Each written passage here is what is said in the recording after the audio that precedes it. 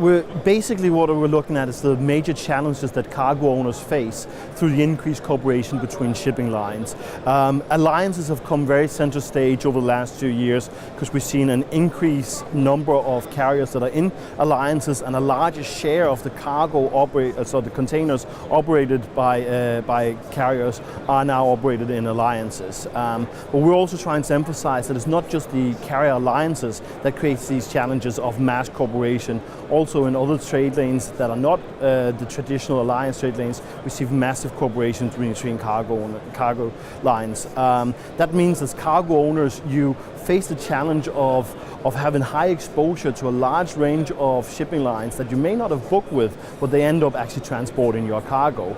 And trying to discern who actually moves your cargo compared to who you book with is a major challenge facing cargo owners going forward. For cargo owners, it's a question of limiting their exposure, not just the commercial exposure that would be who they book with, but who actually moves their containers. A very good example is Hanjin Shipping, which went into court receivership on September 1st this year. Thousands of shippers were exposed to Hanjin and had boxes on Hanjin vessels, even though they had never booked any containers with Hanjin, simply because their partners were co-loading with Hanjin on their services with their vessels deployed on them. The problem is you can't just easily take this challenge away from the cargo. You can't just simply remove it from the equation because all shipping lines increasingly cooperate with each other. One way that could help solve this is greater visibilities from the shipping lines, that they actually provide information on what services they operate themselves, which they are co-loading on, where they have slot charters, where they have vessel sharing agreements. The shipping lines are generally opposed to this because they like to control the information, and also because it gives them the opportunity to seem greater and offer a greater number of services than those that they operate themselves. For cargo owners, it's a question of digging in through the data and working closely with the shipping lines and their freight forwarders to determine who actually moves my cargo, what is my exposure to the individual shipping line, to the individual service, and to the individual vessel. We have had examples of large cargo owners that had containers on board a vessel that got grounded, thought they only had 20, turned out they had 400 containers on because they were simply co-loaded by other shipping lines.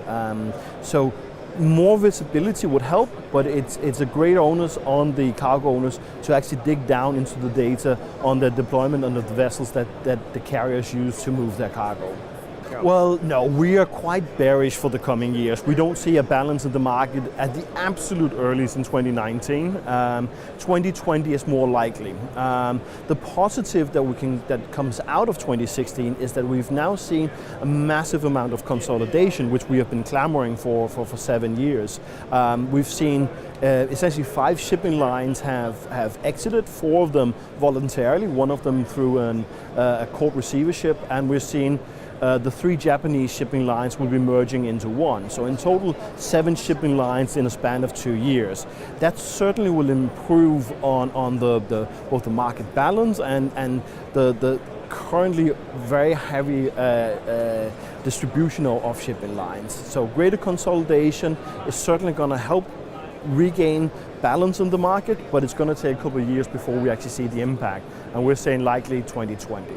I think it's a great opportunity because it gives you a mix of 2 important worlds. Both you've got of course the exhibit. There's a very strong focus on the equipment side here and of course every part of the intermodal business, but it's also got a very good conference where you've got speakers, renowned speakers from around the world that address different topics both within container shipping, the wider supply chain, intermodal challenges, rail, barge, sea, and so forth. So you've got a good mix, and some conferences people only come for the speakers, others only come for the exhibit. Here's the opportunity to get a bit of both worlds, and a very well organized event at that.